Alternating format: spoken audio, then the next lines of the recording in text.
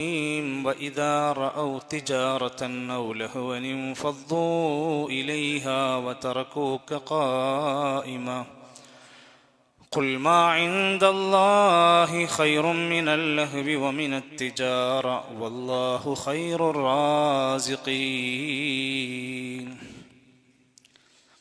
ബഹുമാന്യരായ സഹോദരങ്ങളെ, സത്യവിശ്വാസികളെ, സത്യവിശ്വാസിനികളെ, സർവ്വലോക രക്ഷിതാവായ റഹ്മാനായ റബ്ബിൻ്റെ നിയമനിർദ്ദേശങ്ങൾ പാലിച്ചുകൊണ്ട് പരമാവധി ജീവിതത്തെ തഖ്വ കൊണ്ട് ധന്യമാക്കി തിന്മകളിൽ നിന്ന് വിട്ടുനിന്നുകൊണ്ടുള്ള നല്ല ഒരു ജീവിതത്തിന് എല്ലാവരും ശ്രമിക്കണമെന്ന് എന്നെ മറക്കാതെ നിങ്ങളെ ഓർമ്മപ്പെടുത്തുകയാണ്, വസിയത്ത് ചെയ്യുകയാണ്. അല്ലാഹു സുബ്ഹാനഹു വ തആല അവൻ്റെ സ്വർഗം നൽകി നമ്മെ എല്ലാം അനുഗ്രഹിക്കുമാറാകട്ടെ. മഹാനായ സ്വഹാബി ജാബിർ ബിൻ അബ്ദില്ല റളിയല്ലാഹു അൻഹു പറയുന്നൊരു ചരിത്ര സംഭവമുണ്ട്. ഒരു ദിവസം നബി സല്ലല്ലാഹു അലൈഹി വസല്ലം പള്ളിയിൽ ഖുത്ബ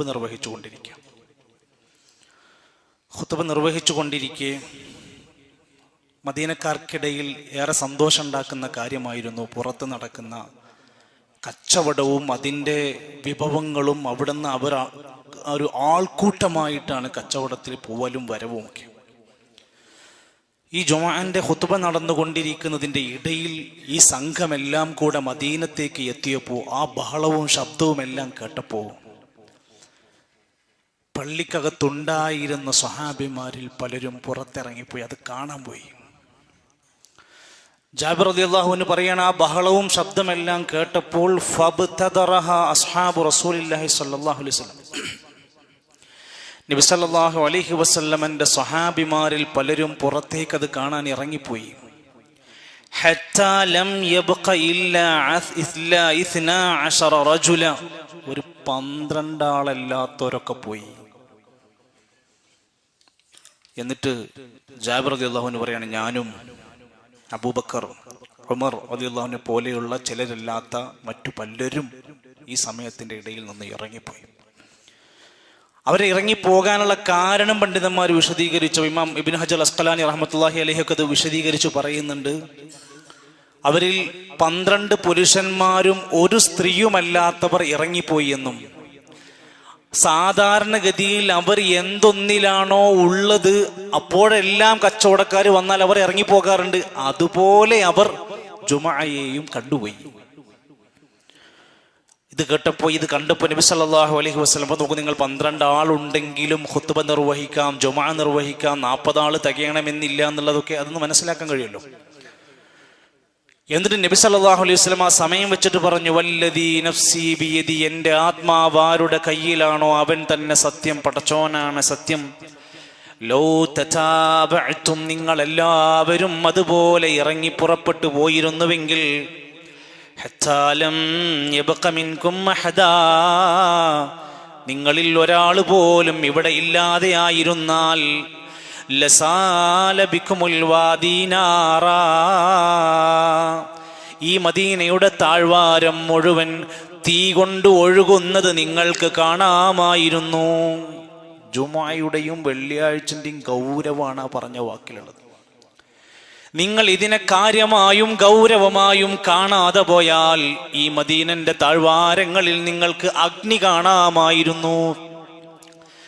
സഹോദരങ്ങളെ, ഈ ആയത്തിന്റെ തഫ്സീർ വായിക്കുമ്പോൾ കാണാം, ശുദ്ധ ഖുർആനിൽ സൂറത്തുൽ ജുമുഅ എന്ന ഒരു അധ്യായമുണ്ട്, ജുമുഅയെ കുറിച്ചൊരു സൂറത്ത്. ആ സൂറത്തിലെ 11 ആയത്തുകളിൽ 11ാമത്തെ ആയത്ത് ഈ സന്ദർഭത്തിൽ ഇറങ്ങി, വഇദാ റഅൗ തിജാറതൻ ഔ ലഹവൻ ഫദ്ദൂ ഇലൈഹാ വതറകൂക ഖായിമ, അവർ കച്ചവട സംഘത്തെ കണ്ടപ്പോ, അല്ലെങ്കിൽ വിനോദത്തിൻ്റെതായ ആളുകളെ കണ്ടപ്പോൾ അവർ അതിലേക്ക് ഇറങ്ങി പുറപ്പെട്ട് താങ്കളെ ഉപേക്ഷിച്ചുകൊണ്ടവർ പോയപ്പോൾ, നബിയെ, താങ്കൾ അവർക്കിടയിൽ എഴുന്നേറ്റു നിൽക്കുകയായിരുന്നു, നിന്നുകൊണ്ടായിരുന്നു സംസാരിച്ചിരുന്നത്. കുൽ, നബിയെ, അങ്ങനെയുള്ളവരോട് പറയണം, മാ ഇൻദല്ലാഹി ഖൈറും മിനൽ ലഹ്വി വമിനത് തിജാറ, നിങ്ങളുടെ കച്ചവടത്തേക്കാൾ വിനോദത്തേക്കാൾ അള്ളാന്റെ അടുത്തുള്ളതാണ് ഏറ്റവും നല്ലത്. എന്തുകൊണ്ടാണ് ഖുത്ബക്ക് വഴുകി വന്നത്? ഷോപ്പ്. എന്തുകൊണ്ടാണ് നീ സ്ഥിരമായിട്ട് ഖുതുബക്ക് നേരത്തെ എത്താത്തത്? എന്തെങ്കിലും നമ്മുടെ ദുനിയാവല്ലേ പറയാണ്ടാവുള്ളൂ. കുൽമാ ഇൻദല്ലാഹി ഖൈറും മിനൽ ലഹ്വി വമിനത് തിജാറ, കച്ചവട സംഘത്തേക്കാൾ ലഹ്വിനേക്കാൾ ഉത്തമമായത് പടച്ചവൻ തരുന്നതാണ്. എന്നിട്ട് ആയത്തിന്റെ അവസാനം കാണാം, വല്ലാഹു ഖൈറുർ റാസിഖീൻ. റിസ്ക് തരുന്നത് പടച്ചവനാണ്, നാട്ടുകാരല്ല. ഏറ്റവും ഉത്തമമായ റിസ്ക് തരുന്നവൻ അള്ളാഹുവാണ്. സഹോദരങ്ങളെ, ഈ ആയത്തിന്റെ പശ്ചാത്തലത്തിൽ മുഫസ്സിരീങ്ങൾ വിശദീകരിക്കുമ്പോൾ ഇതിനു മേലെ പറഞ്ഞ ചില കാര്യങ്ങളുണ്ട്. അത് ഈ പള്ളിയിൽ ബാധകമാണ്. ഈ ഖുത്ബ കേൾക്കുന്ന ഓരോ മനുഷ്യന്റെയും മനസ്സിലൊന്ന് എഴുതി വെക്കണം. എല്ലാ വെള്ളിയാഴ്ചയും ഓർമ്മയിലുണ്ടാവണം. ഫസ്ഔ ഇലാ ദിക്രില്ലാഹ്, നിങ്ങൾ അല്ലാഹുവിന്റെ ദിക്റിലേക്ക് വേഗത കാണിക്കണം. വെള്ളിയാഴ്ചയിലെ ഖുത്ബയുടെ ഉത്ബോധനത്തിലേക്ക് ധൃതിപ്പെട്ടുകൊണ്ട് വേഗത്തിൽ നേരത്തെ നിങ്ങൾ എത്താൻ ശ്രമിക്കണം. വദറുൽ ബൈ, നിങ്ങൾക്ക് ഹലാലായ കച്ചവടം നിങ്ങൾ ഇനി ഉപേക്ഷിക്കണം. ജുമുഅന്റെ സമയമായാൽ ഇനി കച്ചവടം ഹറാമായി മാറും. അതുവരെ ഹലാലാ. ജുമുഅന്റെ നിസ്കാരം കഴിഞ്ഞത് മുതൽ ഹലാലാണ്. അതുവരെ നിങ്ങൾക്കത് ഉപേക്ഷിക്കണം. ജുമുഅ കഴിഞ്ഞാൽ, നമസ്കാരം കഴിഞ്ഞാൽ നിങ്ങൾ ഭൂമിയിലൂടെ സഞ്ചരിച്ചോളൂ, അള്ളാന്റെ റിസ്ക് തേടി നടന്നോളൂ, ഒരു പ്രശ്നവുമില്ല.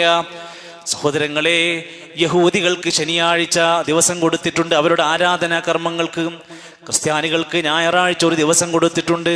എന്നാൽ നബിതങ്ങൾ പറയാണ്, എൻ്റെ ഉമ്മത്ത് അവരെക്കാൾ മുൻകടന്നിരിക്കുന്നു, അവർക്ക് വെള്ളിയാഴ്ചയാണ്. നമ്മളത് കഴിഞ്ഞിട്ടേ മറ്റോർക്കുള്ളൂ. നമുക്കാണ് ആ വിഷയത്തിൽ സ്ഥാനം കൂടുതൽ. ഭാരതന്മാരായ ഉലമാക്കൻ ഇബ്നു കസീർ റഹ്മത്തുള്ളാഹി അലൈഹി പറയാണ്, എന്തുകൊണ്ട് അള്ളാഹു വെള്ളിയാഴ്ച ഇത്രമാത്രം ധന്യമാക്കാൻ തീരുമാനിച്ചത്? വഫീഹി ഖുലിഖ ആദം, ആദം നബിനെ സൃഷ്ടിച്ചത് ആ ദിവസമായിരുന്നു. വഫീഹി ഉദ്ഖിലൽ ജന്ന, സ്വർഗ്ഗത്തിൽ പ്രവേശിച്ചതും പ്രവേശിപ്പിക്കപ്പെട്ടതും ദിവസമായിരുന്നു. വഫീഹി ഉഖ്രിജ മിൻഹാ, അവിടുന്ന് പുറത്തേക്ക് ആക്കിയതും ആ ദിവസമായിരുന്നു. വഫീഹി തഖൂമുസ് സാഅ, അന്നായിരിക്കും അന്ത്യനാള് സംഭവിക്കുക. ഖിയാമത്ത് നാൾ ഈ അങ്ങനത്തെ ഒരു വെള്ളിയാഴ്ച ദിവസമാണ് സംഭവിക്കുക. അതിനത്ര ഗൗരവം കൊടുത്തിട്ടുണ്ട്. വഫീഹി സാഅത്തുൻ, ആ വെള്ളിയാഴ്ച ഒരു സമയമുണ്ട്. ലാ യുവാഫിഖുഹാ അബ്ദുൻ മുഅ്മിനുൻ യസ്അലുല്ലാഹു ഫീഹാ ഖൈറൻ ഇല്ലാ അഅതാഹു ഇയ്യാഹ്. ഒരു അടിമ, മുഅ്മിനായ മുസ്ലിമായ ഒരു അടിമ അള്ളാഹിനോട് ചോദിച്ചാൽ ഉത്തരം കിട്ടാതെ പോകൂല. ഉത്തരം കിട്ടുന്ന ഒരു സമയം ഈ വെള്ളിയാഴ്ചയുടെ പകലിൽ കൊടുത്തിട്ടുണ്ട്. പ്രാർത്ഥിക്കേണ്ട ദിവസമാണെന്നാ പറഞ്ഞത്. സഹോദരങ്ങൾ, ഞാൻ ഇത്രയും സംസാരിച്ചത് നമ്മുടെ സമൂഹത്തിൽ, നമ്മുടെ നാട്ടിൽ ജുമുഅ എന്നതും ഖുത്ബ എന്നതും കേവല ചടങ്ങുകളായി മാറുന്നുണ്ടോ എന്ന് വീണ്ടും വീണ്ടും പരിശോധിക്കാൻ വേണ്ടിയാണ്. ആരെയും ആക്ഷേപിക്കാനും വിമർശിക്കാനൊന്നുമല്ല. പണ്ഡിതന്മാർ പറഞ്ഞതൊന്ന് വായിക്കൽ മാത്രം. അല്ലാമ ഇബ്നു ഖയ്യിം അൽ ജൗസി റഹ്മത്തുള്ളാഹി അലൈഹി പറയുകയാണ്, വെള്ളിയാഴ്ച ഫജ്റിന് ഓതാൻ സുന്നത്തുള്ളതും വെള്ളിയാഴ്ച ജുമുഅയിൽ ഓതാൻ സുന്നത്തുള്ളതും വെള്ളിയാഴ്ച ദിവസത്തിൽ ഓതുന്ന സൂറത്തുൽ കഹ്ഫും എല്ലാം പഠിപ്പിക്കുന്നത് പരലോകമാണ്, മരണമാണ്. കുല്ല തവഫാകും മലക്കുൽ മൗത്തിൽ ലദീ വക്കില ബികും സുമ്മ ഇലാ റബ്ബികും തുർജഊൻ. സജദ സൂറത്തിൽ സുമ്മ ഇന്ന അലൈനാ ബയാൻ, സുമ്മ അവിടുന്ന് കാണാം ഇന്ന ഇലൈനാ ഇയാബഹും സുമ്മ ഇന്ന അലൈനാ ഹിസാബഹും. ഹിസാബാണ് ഓർമ്മപ്പെടുത്തുന്നത്. അതുപോലെ തന്നെ സുമ്മ ലാ യമൂതു ഫീഹാ വലാ യഹ്യാ, മരണം നരകത്തെക്കുറിച്ചൊക്കെ പറയുന്ന രംഗമാണ് ഈ ആയത്തുകളിലൊക്കെ നിറയെ കാണാൻ സാധിക്കും നമുക്ക്. ആ ചിന്തയാണ് ഒരു വിശ്വാസിയെ, മുഅ്മിനിനെ നയിക്കേണ്ടത് എന്നതുകൊണ്ടാണ് അത് പഠിപ്പിച്ചിരിക്കുന്നത്. അവിടുന്ന് കാണാം, മൻ തറക സലാസു ജുമഇൻ, നബി സല്ലല്ലാഹു അലൈഹി വസല്ലം പറഞ്ഞു, ആരെങ്കിലും 3 വെള്ളിയാഴ്ച ദിവസങ്ങൾ മനഃപൂർവ്വം തഹാവുനം ബിഹാ, മനഃപൂർവ്വം ഒരു കാരണവുമില്ലാതെ ഉപേക്ഷിച്ചാൽ തബഅ അല്ലാഹു അലാ ഖൽബിഹി, അവന്റെ കൽബിൽ അല്ലാഹു മുദ്ര വെക്കും. അവൻക്ക് പിന്നെ ഈമാൻ കിട്ടൂല, പിന്നെ കൽബിലേക്ക് ഈമാൻ കയറൂല, അവന്റെ സീല് വെക്കപ്പെടുമെന്നാണ് പറഞ്ഞതിന്റെ അർത്ഥം. ഇന്നും ജീവിച്ചിരിപ്പുള്ള സ്വാലിഹുൽ ഫൗസാൻ ഹഫിളഹുല്ലാ, സൗദിയിൽ അറിയപ്പെടുന്ന പണ്ഡിതൻ, അദ്ദേഹത്തിന്റെ കിതാബിൽ പറയാണ്, ഒരാൾ പള്ളിയിലേക്ക് ജുമുഅക്ക് നേരത്തെയാണ് വരേണ്ടത്. നേരത്തെയാണ് വരേണ്ടത്.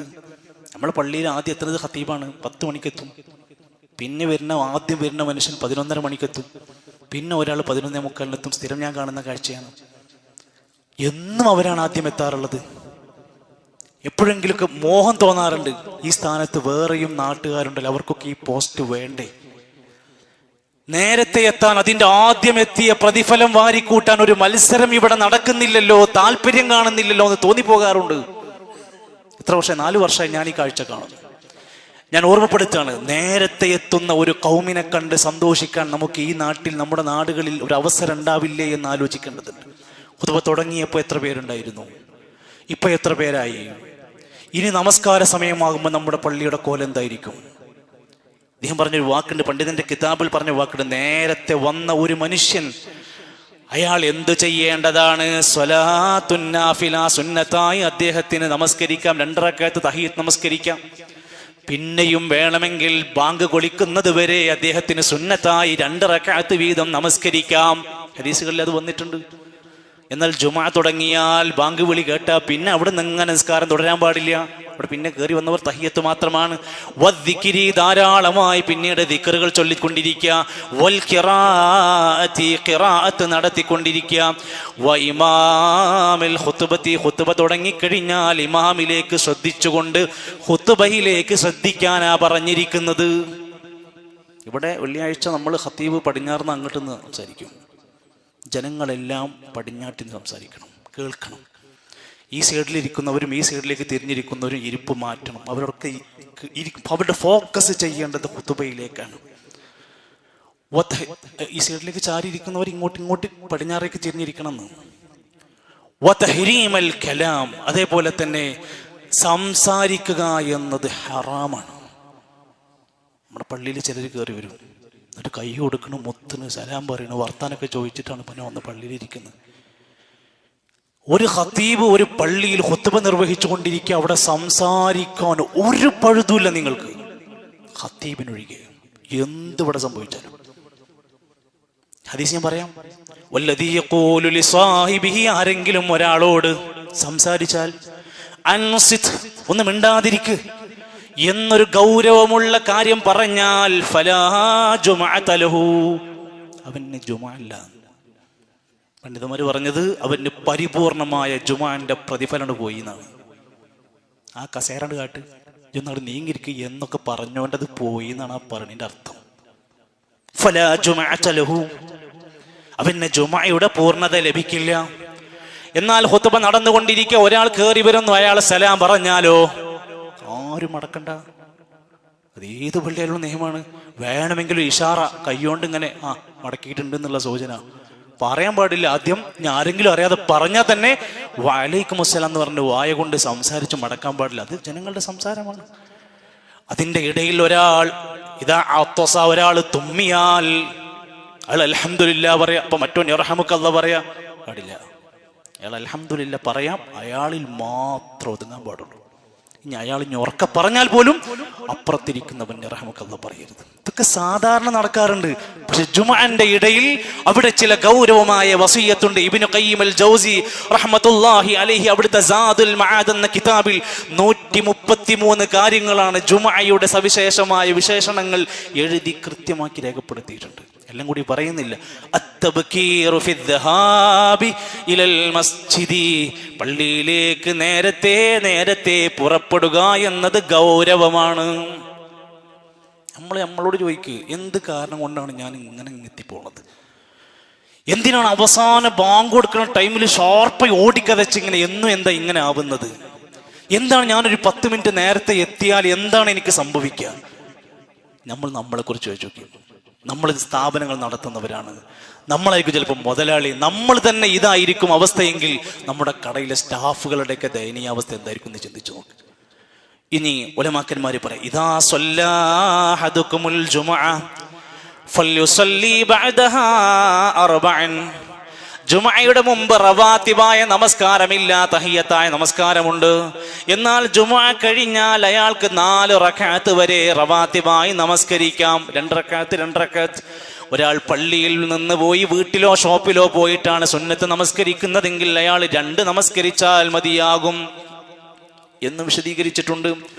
അതുപോലെ തന്നെ റസൂലുള്ളാഹി സ്വല്ലല്ലാഹു അലൈഹി വസല്ലമ തങ്ങൾ അവിടെ നിന്ന് പഠിപ്പിച്ച മര്യാദകളൊക്കെ വിശദീകരിക്കുമ്പോൾ സ്വാലിഹുൽ ഫൗസാൻ ഹഫിളഹുല്ലാ പറയാണ്, ചില പള്ളികളിൽ കാണാൻ സാധിക്കും അൽ-ലഹഖിയത ഫിൽ മകാനിൽ മസ്ജിദി, പള്ളിന്റെ ഇമാമിന്റെ സഫിന്റെ ഇമാമ് നിൽക്കുന്ന സ്ഥലത്തിന്റെ തൊട്ട് ബാക്കിൽ മുപ്പര് നേരത്തെ 11 മണിക്ക് വന്നിട്ട് ഒരു കർച്ചീഫ് വെച്ചിട്ടാണ് പോകും.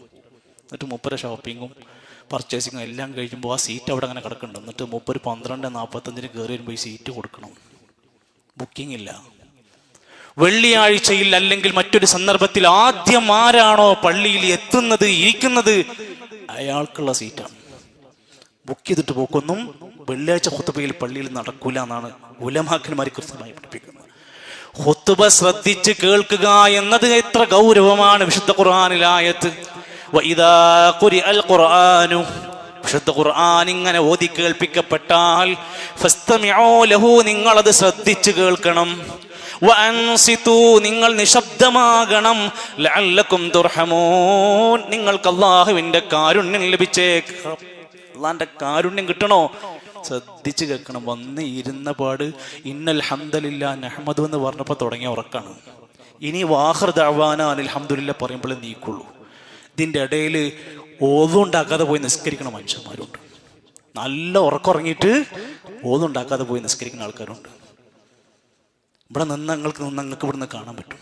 ഞാനൊരു കാര്യം പറയാം, ഖുത്ബ നടന്നുകൊണ്ടിരിക്കെ ശ്രദ്ധിച്ച് കേൾക്കുക എന്ന വിഷയത്തിൽ ഖുത്ബയിലേക്ക് തിരിഞ്ഞ് ഇരുന്നു കൊണ്ട് ആ ഖുത്ബയെ ശ്രദ്ധിച്ച് മനസ്സിലാക്കാനാണ് ശ്രമിക്കേണ്ടത്.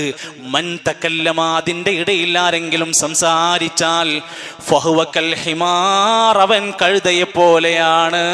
യഹ്മിലു അസ്ഫാറ, ഭാരം ചുമക്കുന്ന കഴുതന്റെ മാതിരി ചുമക്ക് വന്നിട്ടുണ്ടെന്നല്ലാതെ ഒരു കാര്യം അവൻക്കില്ല എന്ന് പറഞ്ഞ പോലെ. അതുകൊണ്ട് തന്നെ വന്ന് ഇരിക്കുന്ന ആളുകൾ ഖുത്ബ ശ്രദ്ധിക്കണമെന്ന മനസ്സോടെയാണ് ഇരിക്കേണ്ടത്. ഇടത് കൈകൾ പിറകിലേക്ക് ഒറ്റക്ക് കുത്തിയിട്ട് ഇരിക്കാൻ പാടില്ല. കാൽമുട്ടുകൾ രണ്ടും ചേർത്ത് പിടിച്ചുകൊണ്ട് മുട്ടുകുത്തിയിട്ട് പിടിച്ചിട്ടുള്ള ഇരുന്നുള്ള ഉറക്കം പാടില്ല, ഇരിക്കാനും പാടില്ല. അത് ഖുത്ബക്കല്ല, എപ്പോഴും. ഇനി റസൂലുള്ളാഹി സ്വല്ലല്ലാഹു അലൈഹി വസല്ലമ പറഞ്ഞ ഈ ഖുത്ബ ശ്രദ്ധിക്കുക എന്ന ഭാഗമായി നമ്മളെ ഖതീബിലേക്കാണ്, ഖുത്ബയിലേക്കാണ് നമ്മൾ ശ്രദ്ധിക്കേണ്ടത്. പിന്നെ ആര് എപ്പോൾ വന്നോ എപ്പോൾ പോയി നിങ്ങൾ ആരും നോക്കണ്ട.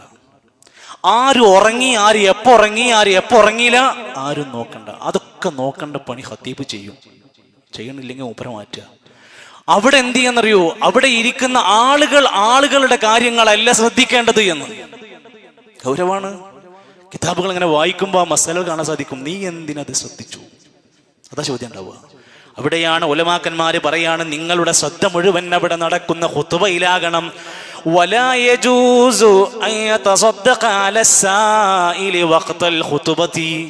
ഫിഖ്ഹിന്റെ കിതാബിൽ എന്തൊക്കെ പുതിയ കാര്യങ്ങളൊന്നുമല്ല, എത്ര കൊല്ലങ്ങളായി ഗ്രന്ഥങ്ങളിൽ എഴുതി വെച്ചിരിക്കുക. ഖുത്ബന്റെ ഇടയിൽ വന്നിട്ട് ഒരാൾ എനിക്ക് സ്വതക്ക ചെയ്യണം, ഞാൻ കണ്ണ് കാണാത്ത മനുഷ്യനാണ്, എന്നെ എല്ലാവരും സഹായിക്കണം എന്ന് പറഞ്ഞാൽ അയാൾക്ക് ഇട്ടുകൊടുക്കുന്ന സ്വതക്ക ഹറാമാണെന്നോ? സാധാരണ നമ്മളൊക്കെ സ്വതക്ക ചെയ്യണമെന്നല്ലേ പറയാം. ഖുത്ബന്റെ ഇടയിൽ സ്വതക്കയില്ല. കേരളത്തിന്റെ ദയനീയാവസ്ഥ നിങ്ങൾ ശ്രദ്ധിച്ചിട്ടുണ്ടോ? അറബിയിൽ ഖുത്ബ നടക്കുന്ന പള്ളികളിൽ ഖുത്ബന്റെ ഇടയിൽ കൂടെയാണ് ബക്കറ്റ് ഇങ്ങനെ പോണാണ്. അതിങ്ങനെ പാറി നടക്കും. എന്തിനാണ് ഈ ബക്കറ്റ് ഈ സമയത്ത് കൊടുക്കണമെന്ന് ചോദിച്ചാൽ, ഖുത്ബ കഴിഞ്ഞ് ആരും കിട്ടൂല, പൈസ കിട്ടൂല, അത് കിട്ടണമെങ്കിൽ ഇപ്പൊ കൊടുക്കണം എന്ന് പറഞ്ഞിട്ട് ഖുത്ബന്റെ ഇടയിൽ കൂടെയാണ് പോണത്. ഞാനതിനെ കുറ്റം പറയുന്നില്ല. ഖുത്ബകളുടെ തുടക്കം തന്നെ ഒരു കളവുകൊണ്ടാണ്. അൽ ഹജ്ജു ഈദുൽ ഫുഖറാഇ വൽ മസാകിൻ. ആര് പറഞ്ഞതാ? എവിടെ പറഞ്ഞതാ? ഏത് ഹദീസിൽ? അതുകൊണ്ടാണ് തുടങ്ങുന്നത് തന്നെ. പിന്നെ അതിന്റെ ബാക്കി അവിടെ വരുന്ന കാര്യങ്ങളില്ലല്ലോ. എന്നിരുന്നാലും അവിടെ അതൊക്കെ നടക്കുന്ന സ്ഥിതിക്ക് ആ ബക്കറ്റ് പിരിവ് ഇതുപോലും പാടില്ലെങ്കിൽ പിന്നെ എങ്ങനെയാണ് അവിടെ അത് സാധിക്കുക എന്നത് ചോദ്യം നമ്മളോട് മനസാക്ഷിയോട് ചോദിക്കേണ്ടത്. ഒമൻ മസ്സൽ ഹസാൻ, നബിതങ്ങൾ പറയാണ്, ആരെങ്കിലും ചെരൽ കല്ല് പിടിച്ച് കളിച്ചാൽ ഫഖദ് ലഗാ, അവൻ അനാവശ്യം ചെയ്തവനാണ്. വമൻ ലഗാ, ആരെങ്കിലും ഒരു ഖുത്ബക്കിടയിൽ അനാവശ്യമായി വല്ലതും ചെയ്താൽ ഫലാ ജുമഅതലഹു, അവന് ജുമഅ കിട്ടൂല, ജുമഅന്റെ പൂർണ്ണത കിട്ടൂല. അന്നത്തെ കാലത്ത് അവർക്ക് അങ്ങോട്ടും ഇങ്ങോട്ടും കൈകൊണ്ട് കളിക്കാൻ കല്ലുകളുണ്ടായിരുന്നു, മണലിലായിരുന്നു അവർ ഇരുന്നിരുന്നത്. ഇന്ന് നമ്മൾ മൊബൈലിലാണ്. ഇവിടുത്തെ കാര്യമല്ല. പല പള്ളികളിലും ഒരാഴ്ചത്തേക്കുള്ള ഡാറ്റ ഡിലീറ്റ് ആക്കുന്നത് വെള്ളിയാഴ്ച വന്നിരുന്നിട്ടാ. ഷെയർ ചെയ്യാനുള്ളതൊക്കെ ഷെയർ ചെയ്യണത് വെള്ളിയാഴ്ച വന്നിരുന്നിട്ടാ. ഇവിടെ തന്നെ കാണാം, ജുമാ കഴിഞ്ഞാൽ പല ആളുകളും വന്ന് ഫാനൊക്കെ ഇട്ട് വന്ന് വിശ്രമിക്കാൻ വേണ്ടി വന്നിരിക്കേണ്ട. ഇരുന്ന് ഇൻസ്റ്റാഗ്രാമിൽ ഇരുന്ന് ഒച്ചത്തിൽ നല്ല സൗണ്ടിൽ ഇങ്ങനെ റീൽസ് ഇരുന്ന് കണ്ടി. പുതിയ ചെറുപ്പക്കാർക്ക് ഇതിൻ്റെ ഗൗരവം അറിയാഞ്ഞിട്ടായിരിക്കും. ഒന്ന് ആലോചിച്ച് നോക്കൂ നിങ്ങൾ, നമ്മുടെ ജുമുഅന്റെ ഇടയിൽ മദീനത്ത് മരുഭൂമിയിൽ കണ്ടിരുന്ന കല്ലുകൾ ഇങ്ങനെ എടുത്ത് അങ്ങോട്ടും ഇങ്ങോട്ടും ഇങ്ങനെ ഹുതുബന്റെ ഇടയിൽ ചെയ്തവനെ പറ്റിയാ പറഞ്ഞത്, അവൻ അശ്രദ്ധയിലാണ്, അവൻ അനാവശ്യമാണ് ചെയ്തത്, അവൻ്റെ ജുമുഅ നഷ്ടപ്പെടും. ചിലർ വന്നിരിക്കും, എന്നിട്ട് അവൻ്റെ ലഹിയത്ത് താടിമ കളിച്ചുകൊണ്ടിരിക്കും, ചിലർ ഡ്രസ്സുമ കളിച്ചുകൊണ്ടിരിക്കും, ചിലർ മുടിമ കളിച്ചുകൊണ്ടിരിക്കും, ചിലർ കാർപ്പറ്റിൻ്റെ നൂല് പിടിച്ച് ഇങ്ങനെ വലിച്ചുകൊണ്ടിരിക്കും. ഹുതുബ ചെയ്യുമ്പോഴത്തേന് അത്യാവശ്യം നൂല് പെറുക്കുണ്ടാവും. ഇതൊക്കെ ഹുതുബനെ കളയാണ്, ജുമുഅ പോകുകയാണ്.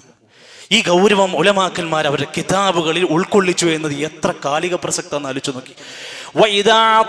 ഒരു മനുഷ്യൻ തുമ്മിയാൽ അയാൾ രഹസ്യമായിട്ടായിരിക്കട്ടെ ഹംദ് പറയേണ്ടത്. ഖുത്ബയ്ക്ക് ഇടയിൽ ഒരാൾക്ക് സംസാരം അനുവദനീയമാണ്. ഖിബലൽ ഖുത്ബത്തി, ഖുത്ബയെ സംബന്ധിച്ച്. ഞാൻ പറഞ്ഞൊരു കാര്യം ഇവിടുന്ന് മനസ്സിലാകാതെ വരിക, ആയത്ത് ഞാൻ തെറ്റി ഓതി, വേറെ എന്തെങ്കിലും ഒരു കാര്യം ഞാൻ പറഞ്ഞ അബദ്ധം പറ്റിയിട്ടുണ്ടെങ്കിൽ ഒരാൾക്ക് വേണമെങ്കിൽ എഴുന്നേറ്റ് വന്നിട്ട് തിരുത്തൽ ചോദിക്കാം. ഇങ്ങോട്ടായിരിക്കണം, ഇങ്ങോട്ടാകാൻ പാടില്ല എന്നർത്ഥം. അതേപോലെ തന്നെയാണ് ഉലമാക്കന്മാർ പറയാണ്, 4 വിഭാഗം ആളുകൾക്ക് മാത്രമേ ഇത് വാജിബല്ലാത്തതുള്ളൂ, അല്ലാത്തവരൊക്കെ ജുമുഅക്ക് വരണം. ആരാ 4 പേര്? 1 അബ്ദാണ്, അടിമ. 2 മരീദ്, രോഗിയാണ്. 3 മുസാഫിർ, യാത്രക്കാരനാണ്. 4 സബിയൻ, കുട്ടിയാണ്. അല്ലാത്തവരൊക്കെ ഖുത്ബന്റെ കാര്യത്തിൽ അവർക്ക് എങ്ങനെയെങ്കിലും അവിടെ എത്തപ്പോൾ, രോഗിയാണെങ്കിൽ തന്നെ അദ്ദേഹത്തിന് ജുമുഅക്ക് എത്താൻ വല്ല വഴിയുണ്ടെങ്കിൽ അയാൾ എത്താൻ ശ്രമിക്കണം. യാത്രക്കാരനാണ്, അയാൾക്കൊരു ജുമുഅ കിട്ടുമെങ്കിൽ അയാൾ ജുമുഅയിൽ പങ്കെടുക്കാൻ നോക്കണം. ഇനി ഇതിൽ പങ്കെടുക്കാൻ കഴിയാതെ പോയ സ്ത്രീകളെ പോലെയുള്ളവരൊക്കെ ആണെങ്കിൽ അവർ ഇവിടുത്തെ ജുമുഅ കഴിഞ്ഞതിന് ശേഷമേ അവർ ളുഹർ നമസ്കരിക്കാൻ പാടുള്ളൂ. അതിൻ്റെ അർത്ഥം സാധ്യമാകുമെങ്കിൽ അവർ ആ ജുമുഅയിൽ എത്തിപ്പെടണമെന്നതിൻ്റെ സൂചനയാണ് എന്നർത്ഥം. അതുകൊണ്ട് തന്നെ ഇതൊരിക്കലും ളുഹറിന് പകരമായ നമസ്കാരമല്ല ജുമുഅ എന്ന് മനസ്സിലാക്കുക. മറിച്ച് റസൂലുള്ളാഹി സ്വല്ലല്ലാഹു അലൈഹി വസല്ലം പറഞ്ഞു, മൻ അദ്റക റകഅതൻ മിനൽ ജുമുഅതി, ഒരാൾ പള്ളിയിൽ വന്നു, സാധാരണ പോണ പോലെ അവസാനം ഓടി എത്തി നോക്കുമ്പോൾ ഇമാമിന്റെ 1ാമത്തെ റക്അത്ത് കഴിഞ്ഞ് 2ാമത്തെ സുജൂദിക്ക് എത്തിക്കണു, 2ാമത്തെ റക്അത്തിലെ സുജൂദിലെത്തിക്കണു. മൂപ്പര് പതുക്കെ സലാം വീട്ടിയിട്ട് 2 റക്അത്ത് നിസ്കരിച്ചാൽ പോരാ, അദ്ദേഹം 4 നിസ്കരിക്കണം. അയാൾക്ക് ജുമുഅ കിട്ടിയിട്ടില്ല. അങ്ങനെയുള്ളവരൊക്കെ ശ്രദ്ധിക്കേണ്ടതാണ്. ഒരാൾക്ക് ഒരു റക്അത്ത് പോലും കിട്ടിയിട്ടില്ലെങ്കിൽ, അഥവാ 2ാമത്തെ റക്അത്തിലെ റുകൂഇലെങ്കിലും ഇമാമിന്റെ കൂടെ എത്തിയിട്ടില്ലെങ്കിൽ ഒരു വഷളത്തരും വിചാരിക്കേണ്ട, അയാൾ 4 റക്അത്ത് ളുഹർ നമസ്കരിക്കണം. ഇനിയോ ഖുത്ബയെ കുറിച്ചും പറയുന്നുണ്ട്. ഖതീബുമാർക്കും ചില നിർദ്ദേശങ്ങളുണ്ട്. ഞാൻ എന്നോടും ഇനിയുള്ളവരോടും പറയാണ്, ഖുത്ബകളിൽ ഹംദുലില്ലാഹ്, അല്ലാഹുവിനുള്ള ഹംദ് തുടങ്ങണം. വശഹാദത്താനി, 2 ഷഹാദത്തുകൾ പറയണം. വസ്സലാത്തു അലൻ നബി, നബിന്റെ പേരിൽ സ്വലാത്ത് ഉണ്ടാവണം. വസിയത്തുൻ ബി തഖ്വല്ലാഹ്, അല്ലാഹുവിനെ കുറിച്ചുള്ള വസിയത്ത് പറയണം. വമൗഇദതൻ, ജനങ്ങൾക്ക് നല്ല സാരോപദേശം കൊടുക്കണം. വഖിറാഅത്ത് ബി ആയത്തിൻ, ഒരായത്തെങ്കിലും ഓതിയിട്ട് ജനങ്ങൾക്ക് ഉപദേശം കൊടുക്കണം. ഇതുള്ള ഖുത്ബ സ്വഹീഹാണ്. ഇതില്ലെങ്കിൽ ഖുത്ബ സ്വഹീഹല്ല. പിന്നെ എന്തിനാണ് അത് മലയാളത്തിലാവുന്നത്? മലയാളത്തിൽ ആ സാരം പറഞ്ഞു കൊടുത്തെങ്കിൽ ജനങ്ങൾക്ക് മൗഇദത്താവുള്ളൂ, ഉപദേശാവുള്ളൂ. ഞാൻ ഈ പറഞ്ഞത് മൊത്തം അറബിയിൽ പറഞ്ഞാൽ ഈ കൗമിന് അടുത്ത ആഴ്ച എന്ത് മാറ്റാണ്ടാവുക? അതുകൊണ്ടാണ് മഹാരഥന്മാരായ ഉലമാക്കന്മാർ നബി സല്ലല്ലാഹു അലൈഹി വസല്ലം അവിടുത്തെ ഭാഷയിൽ അറബിയിൽ സംസാരിച്ചുവെങ്കിൽ നമുക്ക് നമ്മുടെ ഭാഷയിൽ ഇവിടെ ജനങ്ങളോട് സംസാരിക്കാമെന്നത് സകല ഇമാമിങ്ങളും കിതാബുകൾ രേഖപ്പെടുത്തി. അതുകൊണ്ട് ആ കാര്യം നമ്മുടെ ഓരോ സന്ദർഭത്തിലും ശ്രദ്ധിക്കുക. ഖതീബുമാരും വളരെ ഗൗരവത്തോടെ കാണുക. ഖുത്ബയിൽ അവിടെ സ്വർണത്തിന് വില കൂടിയതും പെപ്സിന്റെ പ്രശ്നങ്ങളും കൊക്കക്കോളന്റെ പ്രശ്നങ്ങളും ഇസ്രായേലും അമേരിക്കയും ഇറാനും അതിൻ്റെ രാഷ്ട്രീയ വശങ്ങളൊക്കെ പറഞ്ഞ് മണിക്കൂറുകളോളം രാഷ്ട്രീയ പ്രസംഗം നടത്തുന്ന അവസ്ഥയിലേക്ക് മാറാതിരിക്കാനും ഇസ്ലാമിനകത്ത് നിന്ന് ഇസ്ലാമിൻ്റെ മൂല്യങ്ങൾ, അതിൻ്റെ ആദാബുകൾ, അതിൻ്റെ ശറായിയായ നിയമങ്ങളെക്കുറിച്ച് കൃത്യമായി ജനങ്ങൾക്ക് സാരോപദേശങ്ങൾ നൽകാനാണ് ഖുത്ബ എന്ന ഓർമ്മപ്പെടുത്തലെന്ന് ഉലമാക്കന്മാർ രേഖപ്പെടുത്തിയിട്ടുണ്ട്. അല്ലാഹു സുബ്ഹാനഹു വ തആല ദീനിൻ്റെ ഷിആറുകളെ ബഹുമാനിക്കാനും ആദരിക്കാനും അതിനെ കൃത്യമായി കൊണ്ട് അതിൻ്റെ അദബുകൾ പാലിച്ചുകൊണ്ട് ജീവിക്കാനും നമുക്കെല്ലാം തൗഫീഖ് പ്രദാനം ചെയ്യുമാറാകട്ടെ.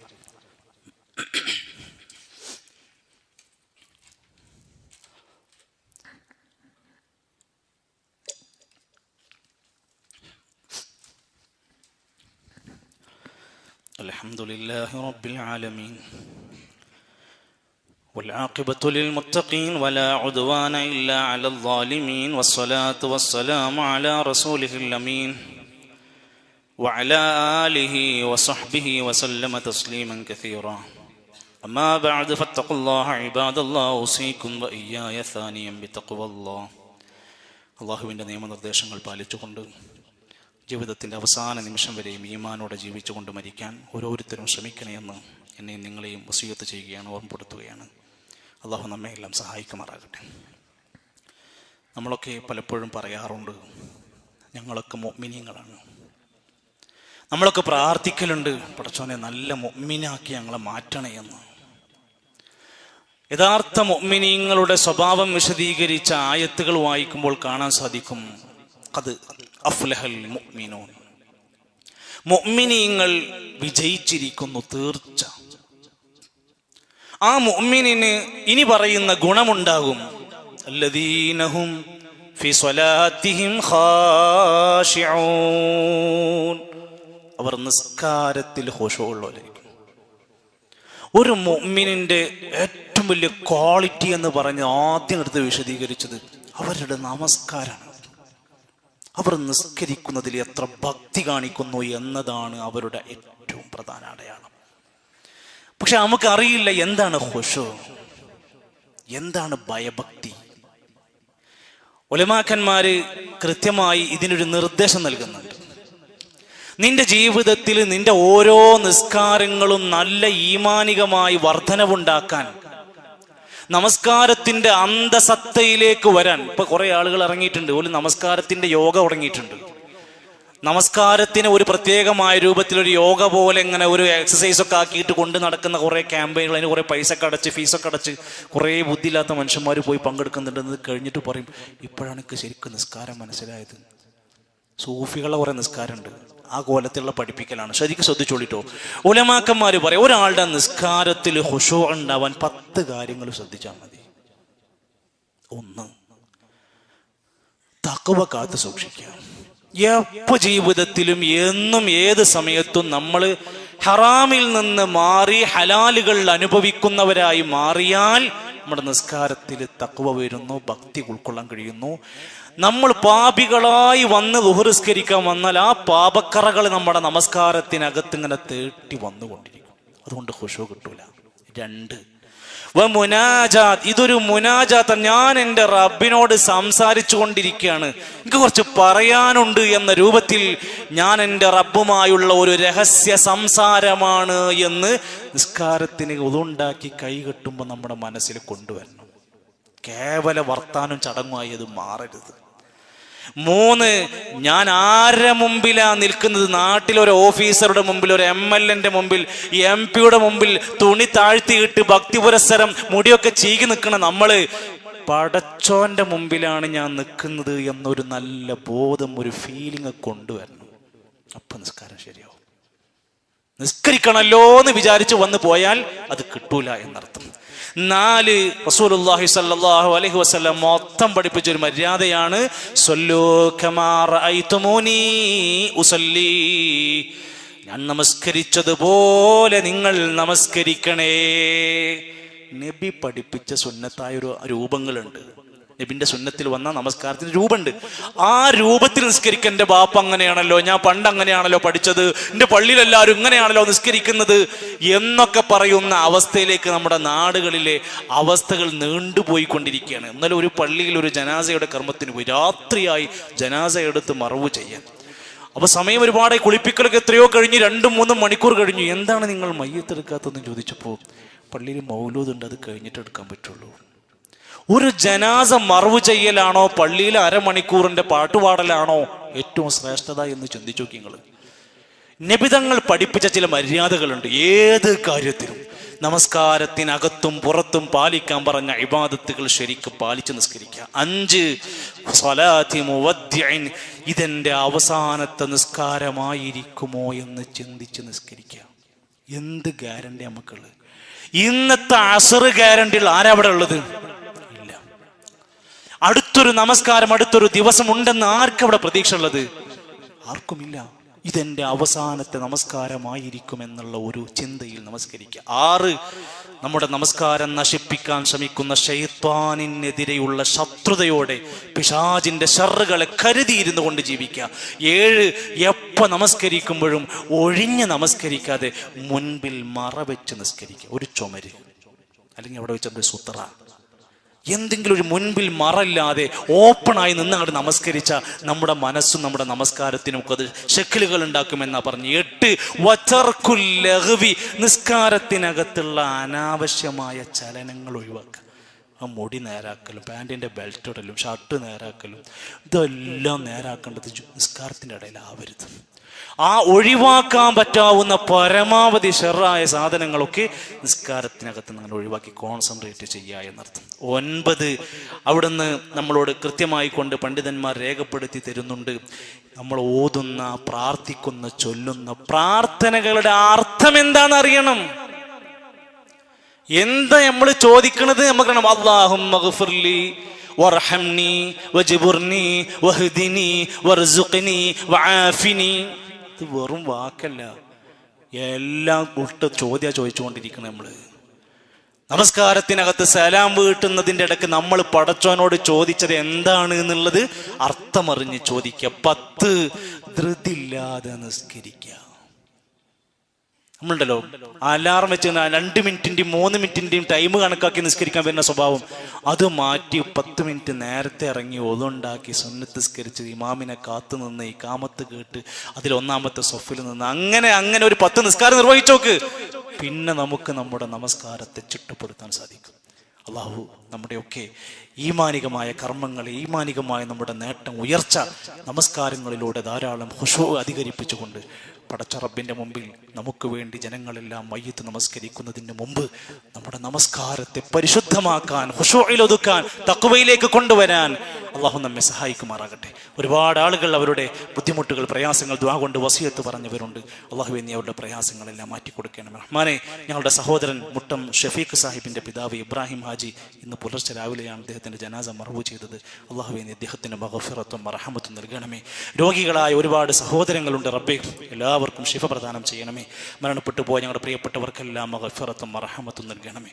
അള്ളാഹുവേ ഫലസ്തീനിൻ്റെ പോരാട്ട ഭൂമിയിൽ ഇപ്പോഴും നിഷ്കളങ്കരായ ഒരുപാട് മനുഷ്യരുടെ നടുങ്ങുന്ന വേദനകളാണ് ഞങ്ങൾ കണ്ടുകൊണ്ടിരിക്കുന്നത്. അല്ലാഹുവേ ഇസ്ലാമിൻ്റെ ശത്രുക്കളെ നീ പരാജയപ്പെടുത്തണം റഹ്മാനെ. ഫലസ്തീനുകാർക്ക് ആശ്വാസം നൽകണം റഹ്മാനെ. അല്ലാഹുവയുടെ കണ്ണീരിന് നീ ഒരു ഒടുക്കമുണ്ടാക്കി കൊടുക്കണം റഹ്മാനെ. ഇസ്ലാമിൻ്റെ ശത്രുക്കളെ അവർക്കിടയിലെ ഐക്യം നീ പൊളിച്ചു കളയണം റഹ്മാനെ. അല്ലാഹുമ്മ ഗ്ഫിർ ലിൽ മുഅ്മിനീന വൽ മുഅ്മിനാത്ത് വൽ മുസ്ലിമീന വൽ മുസ്ലിമാത്ത് الأحياء منهم والأموات اللهم أجرنا من النار ربنا توفنا مسلمين والحقنا بالصالحين ربنا آمنا فاكتبنا مع الشاهدين ربنا آتنا في الدنيا حسنة وفي الآخرة حسنة وقنا عذاب النار ربنا تقبل منا إنك أنت السميع العليم وتب علينا إنك أنت التواب الرحيم وصلى الله على نبينا محمد والحمد لله رب العالمين.